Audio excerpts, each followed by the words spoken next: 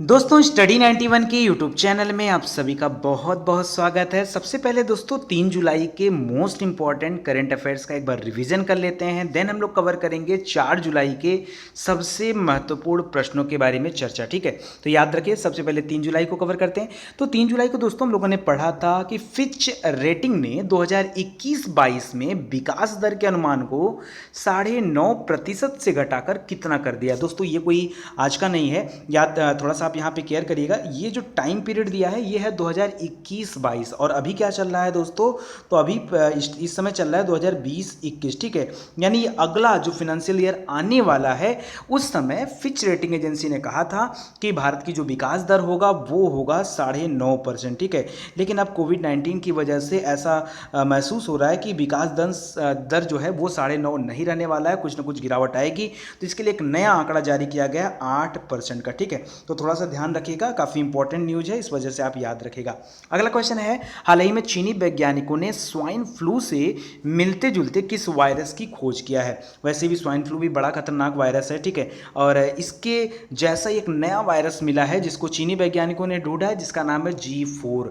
वैसे दोस्तों G4 का नाम भी आपने सुना होगा, अगर G4 नहीं सुना होगा तो आपने G7 सुना होगा। 7 देशों का समूह है G7, G20 भी सुना होगा दोस्तों, है कि नहीं, याद रखेगा।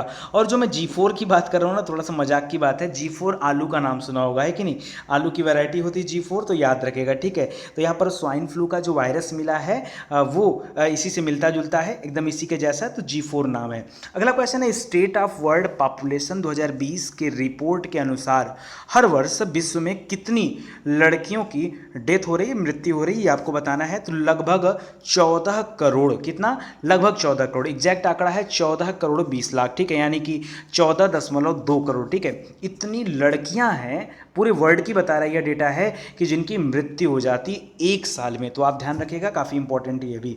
इंडियन ऑयल कारपोरेशन यानी आईओसी के नए अध्यक्ष कौन बने हैं, तो याद रखिएगा श्रीकांत माधव वैश्य। ठीक है, इनको आईओसी का नया अध्यक्ष बनाया गया। तो अपॉइंटमेंट से रिलेटेड क्वेश्चन है।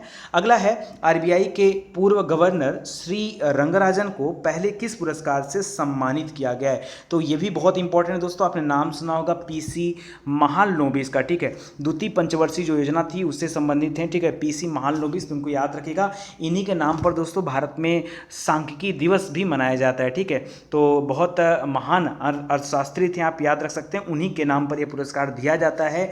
तो सी रंगराजन जी को यह पुरस्कार दिया गया है। अगला इंपॉर्टेंट क्वेश्चन ये था कि किस भारतीय कंपनी ने कोरोना की वैक्सीन, जिसका नाम है कोवैक्सीन, ठीक है, बनाई है, जिसके ह्यूमन ट्रायल की अनुमति drug controller general of India ने दे दिया है। दोस्तों वैसे बहुत सारी दवाएं हम लोग पढ़ चुके हैं, रेमडेसिविर हो गया और भी तमाम दवाएं हैं। ठीक है जी, एक आया था फेवी फ्लू के नाम से दवा आई थी। ठीक है, बाकी रामदेव जी की कोरोनिल जो है वो थोड़ा सा अलग है। ठीक है, उसको कोरोना के लिए नहीं कर सकते हैं। ठीक है, तो उससे रिलेटेड क्वेश्चन आज दिया गया, जो मैं आपसे पहले भी चर्चा कर चुका था। तो हमारे देश में एक कंपनी है दोस्तों, गवर्नमेंट कंपनी है। ठीक है, याद रखिएगा, भारत बायोटेक इंडिया, ठीक है उसका नाम है, और उसको जो है ये अनुमति दी गई है drug controller general of India की तरफ से। ठीक है, तो वो जो है कोरोना की वैक्सीन जो है ट्रायल करने जा रही है। अगला है दोस्तों 36वां आसियान शिखर सम्मेलन का वर्चुअल आयोजन कहाँ पर हुआ। तो इस समय जितने भी समिट हो रहे हैं दोस्तों, सबका वर्चुअल आयोजन ही हो रहा है, क्योंकि कोरोना के इस बढ़ते प्रकोप में सभी देश के जो राष्ट्राध्यक्ष हैं वो कहीं जुटना नहीं चाह रहे हैं, तो ऐसे में वर्चुअल आयोजन ही किया जा रहा है। तो आसियान का शिखर सम्मेलन काफ़ी इंपॉर्टेंट है, 100% आपके परीक्षा में आएगा।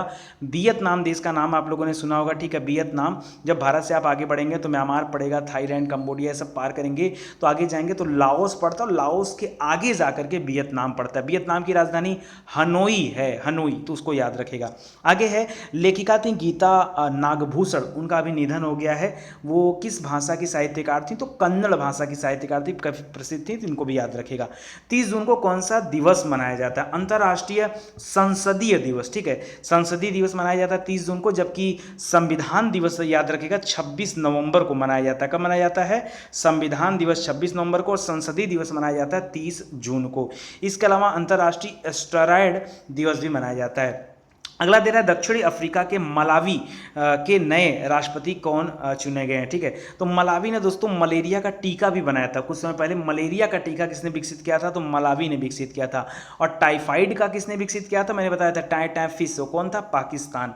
आप सभी को याद भी होगा। ठीक है, तो याद रखिएगा मलावी देश के राष्ट्रपति बनाए गए हैं लाजर मैकार्थी चकवेरा, इनका नाम भी याद रखिएगा। और इस तरह के अगर वीडियोज आपको और भी चाहिए तो जल्दी से दोस्तों आप प्ले स्टोर से जाकर के स्टडी 91 का एप्लीकेशन डाउनलोड कर लीजिए, या फिर हमारी वेबसाइट है study91.co.in, उसके माध्यम से आप बेहतर तैयारी कर पाएंगे, क्योंकि वहाँ पर फ्री में सभी विषय को पढ़ाया गया है। ठीक है, साथ ही साथ आप PDF भी डाउनलोड कर सकते हैं और टेस्ट भी दे सकते हैं। तो चलिए बढ़ते हैं आज के क्वेश्चन की तरफ और देखते हैं कि आज आपके लिए मोस्ट इंपॉर्टेंट क्वेश्चन कौन कौन सा है। ठीक है, तो पहला क्वेश्चन दोस्तों ये आपके सामने है कि देश में वैज्ञानिक शोध को बढ़ावा देने के लिए विज्ञान और इंजीनियरिंग अनुसंधान बोर्ड द्वारा किस योजना की शुरुआत की गई है। ठीक है, तो आपको बताना है, यहाँ पर 4 योजनाओं का नाम दे रहा है, तो आपको बताना है कि किसकी शुरुआत की गई। याद रखें दोस्तों, एक नई योजना आई है जिसका नाम है एक्सीलरेट, एक्सीलेटर मत भूलिएगा। ठीक है, एक्सीलरेट विज्ञान, एक नई योजना आई है। ठीक है, और जैसा कि आपको यहाँ पर दिया गया है कि विज्ञान और इंजीनियरिंग, यानी जो हमारे देश का अगर विभाग की बात करूँ तो साइंस एंड टेक्नोलॉजी जो डिपार्टमेंट है उसके द्वारा ये शुरुआत किया गया है। और इसमें दोस्तों 2 तरह के घटक बनाए गए हैं, जिसका उद्देश्य क्या है, तो उद्देश्य है कि वैज्ञानिक तरीके से एक श्रम शक्ति तैयार करना, ठीक है, और अनुसंधान आधारित कैरियर विकसित करना। ठीक है, तो ये इसका मुख्य उद्देश्य होगा। चलिए इसके बारे में थोड़ा सा डिटेल हम लोग देख लेते हैं। नाम याद रखेगा, एक्सेलरेट विज्ञान योजना। ठीक है, तो यहां पर जो 2 घटक हैं दोस्तों, कौन कौन से घटक, एक है अभ्यास घटक, दूसरा है सम्मोहन घटक। करा अभ्यास घटक का जो लक्ष्य है वह है कि स्नाकोत्तर, ये गलत लिखा है तो मत लिखिएगा, स्नाकोत्तर एवं PhD छात्रों को उनके संबंधित विषयों में कौशल विकास को प्रोत्साहित करना। आज आपको पता होगा दोस्तों कि ज़्यादा से ज़्यादा लोग जो या तो फिर PG कर चुके हैं या फिर PhD कर चुके हैं, वो भी जो है बेरोजगारों की तरह घूम रहे हैं। तो उनके लिए जो है एक योजना तैयार करना ताकि कौशल विकास को प्रोत्साहित किया जाए और उनको जो उनके लायक चीज़ें दी जाएं। करें इस कार्यक्रम के 2 अन्य उपघटक भी बनाए गए, कार्यशाला बनाया गया जहां पर हाई एंड वर्कशॉप किया जाएगा, एक है वृत्तिका जहां पर रिसर्च होगा यानी इंटर्नशिप जैसे प्रोग्राम किए जाएंगे। अगला था दोस्तों सम्मोहन घटक, उसमें भी 2 घटक बनाए गए, एक संयोजिका है, ठीक है, एक संगोष्ठी है। तो संयोजिका में क्या होगा कि इसका उद्देश्य रहेगा कि जो साइंस एंड टेक में क्षमता निर्माण होती है उस गतिविधियों को सूचीबद्ध करना, और संगोष्ठी जो है ये कार्यक्रम को संचालित करने से संबंधित है। तो इसको थोड़ा सा ध्यान रखिएगा। अगला, हाल ही में किस मंत्रालय ने पतंजलि की कोरोनिल दवा की बिक्री पर लगे प्रतिबंध को हटा लिया। कुछ समय पहले ही दोस्तों प्रतिबंध लगाया गया था, क्योंकि रामदेव जी जो है घूम घूम कर इस प्रचार को आगे बढ़ा रहे थे कि इससे 100% जो है व्यक्ति कोरोना से मुक्त हो जाए, जबकि ऐसी कोई बात थी नहीं। ठीक है, तो ये एडवर्टीजमेंट का गलत तरीका था। मैंने आपको वीकली करंट अफेयर में पढ़ाया कि अगर उनको प्रचार करना ही था तो उनको कहना चाहिए था कि इम्यून सिस्टम को मजबूत करने की यह दवा है। ठीक है, और आगे इसी बात को कहते हुए जो है इस प्रतिबंध को हटाया गया। तो आयुष मंत्रालय जो है ये प्रतिबंध लगा रखा था, अभी आयुष मंत्रालय के द्वारा ये प्रतिबंध हटा लिया गया है। देखिए लिख रहा है कि पतंजलि कोरोनिल दवा को केवल शरीर की रोग प्रतिरोधक क्षमता बढ़ाने वाली बताकर बेच सकता है। ठीक है, तो इसको आप लोग याद रखेंगे। पतंजलि योग गुरु रामदेव जी ने कहा था कि कोरोनिल दवाई की बिक्री पर आयुष मंत्रालय द्वारा कोई प्रतिबंध नहीं है। शुरुआत में कहा था लेकिन ऐसा नहीं था। ठीक है, बाद में दोस्तों पता चला कि नहीं, प्रतिबंध था। ठीक है, तो इसको थोड़ा आप लोग ध्यान रखिएगा, इससे ज़्यादा यहाँ पर कुछ दिया नहीं है। हाँ, ये क्वेश्चन बड़ा इंपॉर्टेंट दोस्तों कि विजडन ने भारत का मोस्ट वैल्यूएबल प्लेयर चूज किया है। और याद रखिए इस पूरे सदी का, ये जो 21वीं सदी चल रही है ना, इस पूरी 21वीं सदी का सबसे वैल्यूएबल प्लेयर चूज किया है। तो आप इमेज देख करके जान गए होंगे इनका नाम क्या है, रविंद्र जडेजा। ठीक है, रविंद्र जडेजा जी को चूज किया गया, काफ़ी इंपॉर्टेंट है और इन्होंने जो है काफ़ी मैचेस खेल रखे हैं और काफ़ी अच्छा इनका प्रदर्शन रहा है। सबसे बड़ी बात है कि ये ऑलराउंडर हैं। ठीक है, और इस समय दोस्तों BCCI का अध्यक्ष कौन है, सौरभ गांगुली जी हैं, और BCCI का जो मुख्यालय है वो मुंबई में है। ठीक है, और इनके द्वारा 2009 से लेकर 2020 तक में यानी 11 साल के कैरियर में 49 टेस्ट मैच इनके द्वारा खेला गया है, 165 वनडे मैच खेल चुके हैं और जो है 49 ही T20 मैच भी ये खेल चुके हैं। चलिए आगे बढ़ते हैं दोस्तों। ये काफ़ी इंपॉर्टेंट है, ICC के कार्यकारी अध्यक्ष के रूप में किसे चुना गया, क्यों, कोई जो अध्यक्ष था उन्होंने क्या इस्तीफा दे दिया क्या, क्योंकि कार्यकारी अध्यक्ष तभी सामने आता है, ठीक है। तो याद रखिए दोस्तों, आपने नाम सुना होगा शशांक मनोहर जी का, ठीक है। तो वो लगातार 2 कार्यकाल रहने के बाद अब वो इस बार आए थे, उनका कार्यकाल चल ही रहा था कि उन्होंने इस्तीफा दे दिया, ठीक है, इस पद से। और जनरली होता क्या है कि अधिकतम 3 साल का कार्यकाल होता है, और अभी जो है शशांक मनोहर जी का 2 ही पूरा हुआ था आई थिंक, तो उसके बाद ही दोस्तों उन्होंने ऐसा कर दिया। तो याद रखिए, अब उसके बाद जो उपाध्यक्ष थे अब वो जो है कार्यवाहक अध्यक्ष के रूप में आगे आ गए हैं या कार्यकारी अध्यक्ष के रूप में आ गए हैं, जिनका नाम है, तो याद रखिएगा, इमरान ख्वाजा, ठीक है। ये इमरान ख्वाजा हैं, ये इंटरिम हेड इस समय है, और ये स्टेप्स डाउन हो गए हैं, यानी इस्तीफा इन्होंने दे दिया शशांक मनोहर जी ने। तो इसको आप याद रखिएगा। बाकी बीसीसीआई के सीईओ की बात करें दोस्तों, सॉरी आईसीसी के, तो याद रखिएगा बीसीसीआई नहीं, आईसीसी के सीईओ की बात करें तो आईसीसी मतलब इंटरनेशनल क्रिकेट काउंसिल, तो मनु साहनी जो है इसके सीईओ हैं। मुख्यालय इसका है दुबई, दुबई पड़ता है संयुक्त अरब अमीरात, ठीक है, तो उसको ध्यान रखिएगा। आगे देखिए, संयुक्त राष्ट्र में भारत के अस्थायी प्रतिनिधि के रूप में किसकी नियुक्ति की गई है, ये भी काफ़ी इंपॉर्टेंट है, अपॉइंटमेंट से रिलेटेड क्वेश्चन है। और याद रखिएगा दोस्तों, यहाँ पर इंद्रमणि पांडे जी की नियुक्ति की गई है, और ये पहले भी भारतीय विदेश सेवा के अधिकारी के रूप में कार्य कर चुके हैं, ठीक है, आईएफएस की सर्विस से जुड़े हुए थे, इसको आप जो है ध्यान रखिएगा। और यहाँ पर देखिए, इंद्रमणि पांडे 1990 बैच के भारतीय विदेश सेवा के अधिकारी हैं, और इस समय विदेश मंत्रालय के में अतिरिक्त सचिव के रूप में कार्य कर रहे थे, ठीक है। अच्छा, एक प्रश्न और याद रखिएगा, यहाँ दे रहा है कि हाल ही में भारत को 2020 के लिए WHO की यानी विश्व स्वास्थ्य संगठन का कार्यकारी अध्यक्ष भी नियुक्त किया गया था, तो ये भी आप ध्यान रखेंगे, काफ़ी इंपॉर्टेंट है। ये भी एक मज़ेदार क्वेश्चन है दोस्तों, अपॉइंटमेंट से रिलेटेड, तो ध्यान रखिएगा। पाकिस्तानी सेना ने किसे पहली महिला लेफ्टिनेंट जनरल के रूप में नियुक्त करने का फैसला किया है, तो इनका नाम है दोस्तों निगार जौहर, ठीक है, मेजर जनरल निगार जौहर, याद रखिएगा ज़रा, ठीक है। और ये वहाँ की तीसरी महिला अधिकारी बन गई हैं जो सबसे ऊंचे पद पर पहुंची हैं, तो इसको आप ध्यान रखिएगा। वैसे लेफ्टिनेंट जनरल में अगर आप देखेंगे तो ये पहली महिला है, और मेजर जनरल की रैंक पर जब ये पहुंची थी उस समय ये जो तीसरी महिला थी, ठीक है, तो काफ़ी इंपॉर्टेंट है, ध्यान रखिएगा। और प्रधानमंत्री इमरान खान है, राष्ट्रपति आरिफ अलवी हैं, राजधानी इस्लामाबाद है, आप सभी को पता है, ठीक है। आगे बढ़ते हैं। करा वर्ष 2021 में होने वाले एशिया प्रशांत आर्थिक सहयोग समिट, वैसे दोस्तों इतना लंबा चौड़ा नाम नहीं आता, इसका एक छोटा नाम है एपेक, ठीक है, एशियन प्रशांत इकोनॉमिक कोऑपरेशन, ठीक है, तो इसको याद रखिएगा, एशिया प्रशांत आर्थिक सहयोग संगठन, ठीक है। और इसकी जो है मीटिंग जो होने वाली थी, ठीक है, वो होने वाली थी ऑकलैंड में। ऑकलैंड पड़ता है न्यूजीलैंड में, कहाँ पड़ता है, ऑकलैंड पड़ता है न्यूजीलैंड में, वहाँ पर होने वाला था, बट ये रद्द हो गया। और वजह क्या, वजह वही है कोविड-19, ठीक है, तो इसको ध्यान देंगे। 2021 में होने वाला था ये, और ये रद्द हो चुका है, ठीक है। और 2020 वाली जो वर्चुअल बैठक है एपेक की, वो मलेशिया के द्वारा जो है आयोजित की जा रही है, तो उसको भी जो है आप काफ़ी ध्यान से याद रखेगा, ठीक है। ये 2021 वाली रद्द हुई है न्यूजीलैंड वाली, 2020 वाली जो इस साल होनी है ना, वो मलेशिया के द्वारा हो रहा है, तो उसको भी आप जो है याद रखेगा। लिख रहा एपेक के कार्यकारी निदेशक कौन है, डॉक्टर रेबेका फातिमा स्टमारिया, ठीक है, और मुख्यालय कहाँ पर है, सिंगापुर में, ठीक है। दिग्गज बॉलीवुड कोरियोग्राफर सरोज खान का निधन हो गया दोस्तों।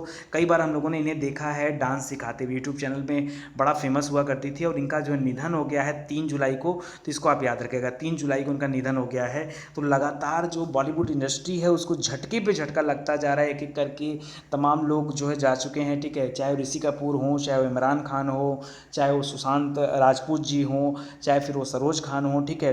तो एक से बढ़कर एक दिग्गज जो है वो बॉलीवुड को छोड़कर आगे जा रहे हैं, ठीक है, तो ध्यान देंगे, ठीक है। अभी जो हो गया सो हो गया, अभी इसके लिए क्या कर सकते हैं, बट याद रखिए अभी काफ़ी अच्छा इनका हेल्थ था, लेकिन अचानक से कार्डिक अरेस्ट एक होता है, ठीक है, उसकी वजह से दोस्तों इनका डेथ हो गया है। तो ध्यान रखेंगे, इनका असली नाम जो था वो निर्मला नागपाल था। और फिल्म इंडस्ट्री की बात करें तो बहुत सारी फिल्म इन्होंने बना रखी थी। अभी हाल ही में एक आखिरी मूवी आई थी 2019 में आई थी कलंक, ठीक है, माधुरी दीक्षित की थी, बहुत दिन बाद माधुरी दीक्षित उसमें एंट्री की थी, संजय दत्त भी थे, काफ़ी सारे एक्टर उसमें थे।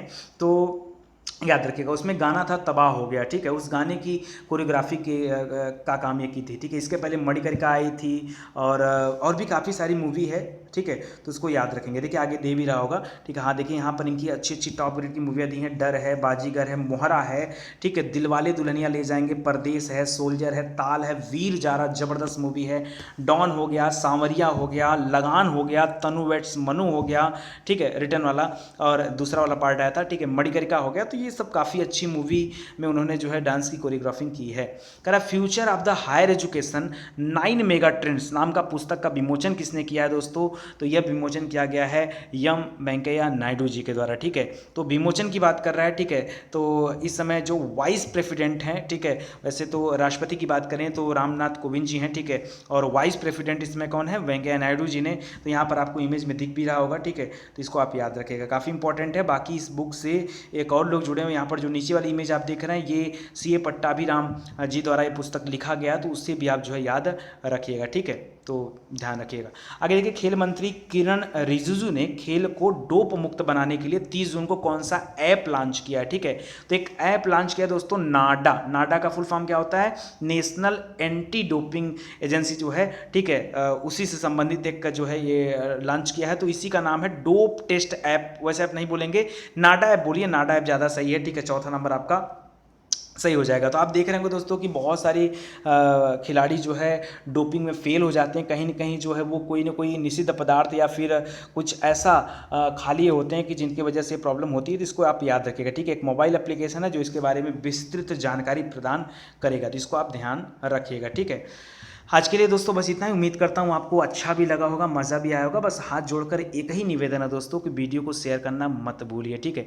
देखिए वीडियो अगर आप आगे बढ़ाते रहेंगे, शेयर करते रहेंगे, तो हमारा भी काम चलता रहेगा। जो लोग नए हैं उनसे कहना चाहूँगा कि स्टडी 91 पर सभी विषय को डिटेल से पढ़ाया गया। अगर आप अपनी बेहतर तैयारी करना चाहते हैं तो जल्दी से एप्लीकेशन को इंस्टॉल कर लीजिए या फिर वेबसाइट कार्यक्रम से जुड़ जाइए।